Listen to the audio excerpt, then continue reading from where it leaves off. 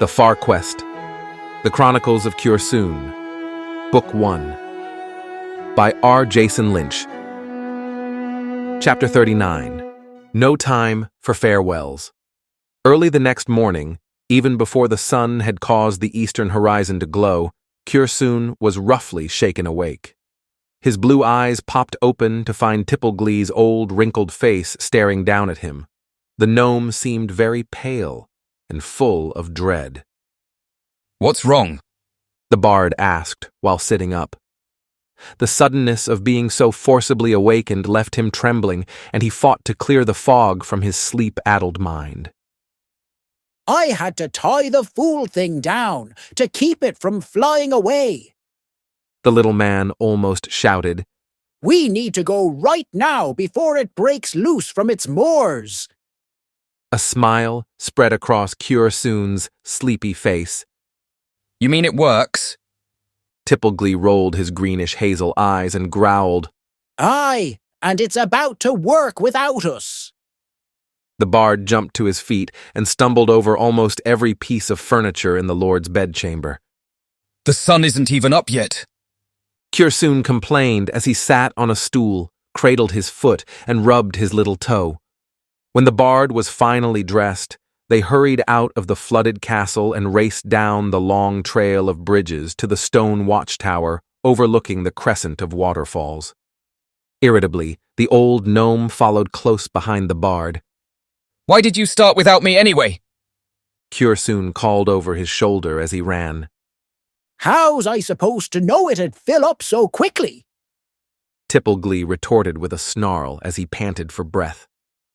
When they came to the airship, Cursoon paused for a second and gazed at the perfectly made letters that were newly carved into the side of the vessel. "Far Quest." The bard read aloud with a smile and then climbed aboard. When he gazed up at the huge, inflated balloon, its many bright colors reminded him of the Noblin's ever-changing eyes. "Where's Fane?" Cursoon asked while glancing around the airship. "I haven't seen him all morning." llElevenLabs grumbled as he carefully climbed the ladder on the side of the vessel. "I hate to leave him without saying goodbye," the bard remarked with a frown. "It seems the Far Quest hasn't the patience to wait for parting words." The little man shrugged. "Very well, but what do we do now?"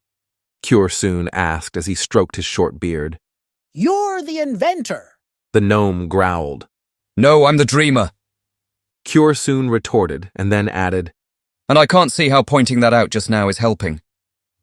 With a sigh, llElevenLabs silently conceded his point and then offered in a quivering voice, "Maybe we should slowly let out the slack in our mooring ropes." It was more of a question than a suggestion. The bard nervously agreed, and the two men started working to gradually feed out the two tie-off lines. By the time they came to the ends of their ropes, they were floating just above the treetops. "What now?" llElevenLabs grimaced while straining to hold his rope. "Shall we let go?" Cursoon asked with a hint of apprehension. The old gnome frowned. "I should say not. What if we float off into the sun?" "Couldn't we just let the air out long before that?" Cursoon replied with a troubled expression, but then a new thought made him smile, and so he added, "And anyway, that couldn't happen. The sun isn't even up yet." Ignoring the bard's jibe, llElevenLabs suggested with a touch of hope, "We could just let the air out now and find some other way across the narrow sea." Cursoon sighed while considering the proposal and then replied, "I suppose we could, but after me having a dream and you doing all this work, it seems a shame not to give it an honest try." The old gnome's shoulders slumped, and he begrudgingly agreed. Without further discussion, the two men took deep breaths, hesitated for only a moment more, and then let the ropes fall from their hands. Once free, the airship began to be gently carried forward by the prevalent eastward wind. Soon it left the low watchtower behind, but before it could rise any higher, the ship's keel brushed through the uppermost branches of the trees that crowded around the short tower. Curassoon and Tippleglee both grimaced and braced themselves for fear that the far quest might be damaged, but it was not long before the airship easily rose higher than the trees. However, with this new altitude, the two men's first concern quickly returned. With bated breath and hands that gripped the ship's side rails, they watched as the airship smoothly carried them out over the crescent of waterfalls. Soon, they were over the small bay where the water from Lakewood met the sea, and still the far quest had not risen any higher. Only after the eastern horizon began to glow did the two men's anxiety fade.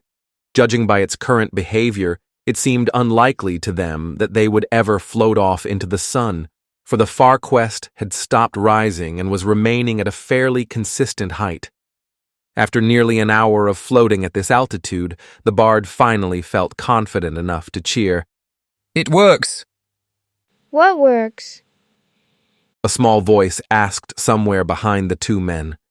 Turning, they were both surprised to find Fane yawning as he pushed open the cabin door. Sleepily rubbing his large blue eyes, the Noblin ambled out onto the ship's deck. Curassoon's smile faded. You're not supposed to be here! He cried with bewilderment. Fane looked confused, which caused his eyes to turn indigo. But you said I could sleep on the Far Quest last night. Yes, but you were supposed to get off before we departed. The bard replied with an exasperated expression. When you said early, I didn't know you meant before sunrise. The Noblin said with a pout of his lower lip. Throw him overboard. Tippleglee grumbled as he sat back and lit his pipe. I'm sure he'll land in the water, or he'll bounce. No matter, the forest children are a resilient folk, he added with a hint of sarcasm. The bard frowned and shot the grumpy gnome a disapproving look. Glancing back and forth at the two men, Fane slowly began to understand. We're in the sky? The Noblin squealed and ran to the side of the ship. Peering over the rail, he cried, I thought you said I couldn't go. We didn't know you were still aboard, Curassoon said as he threw up his hands. but now it looks like you're coming along after all, especially since we're not entirely sure how to go back. The bard glanced over at Tippleglee as he said these last words. In response, the little old man grumbled under his breath while Fane shouted for joy and danced around with excitement coloring his large eyes yellow. However, the day did not grow old before Fane's excitement ebbed.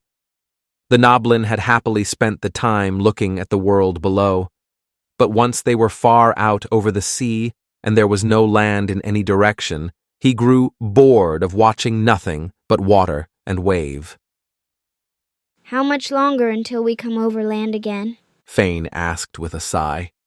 His small arms were crossed under his chin as he leaned heavily upon the airship's rail.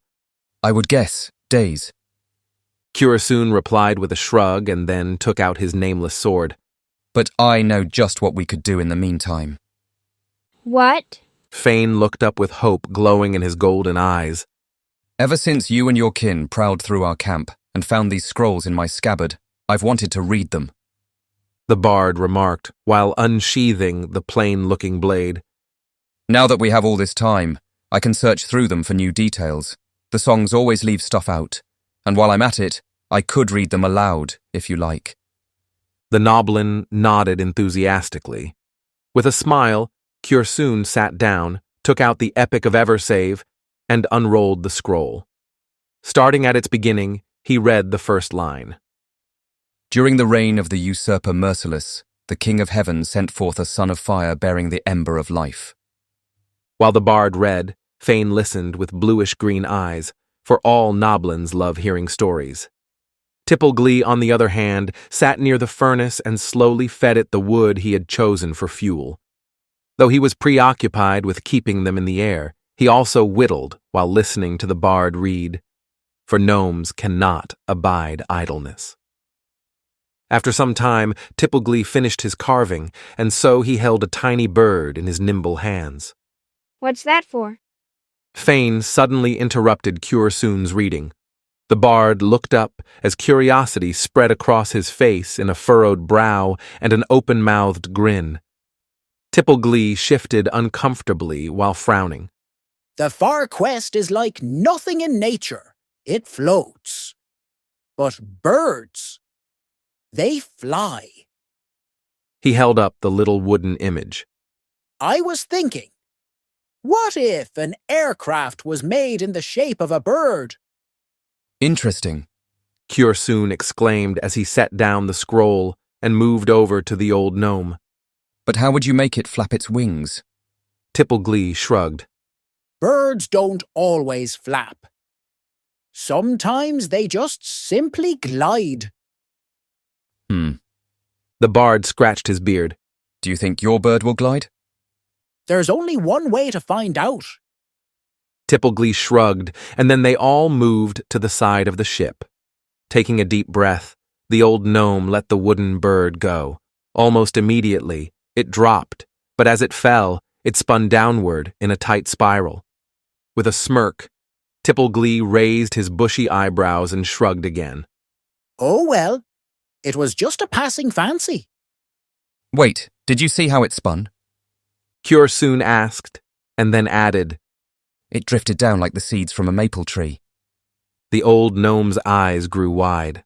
Aye, lad, you're right. It certainly didn't drop like a stone. Perhaps all you need is something to keep it from spinning. The bard suggested as he went back over to his scroll.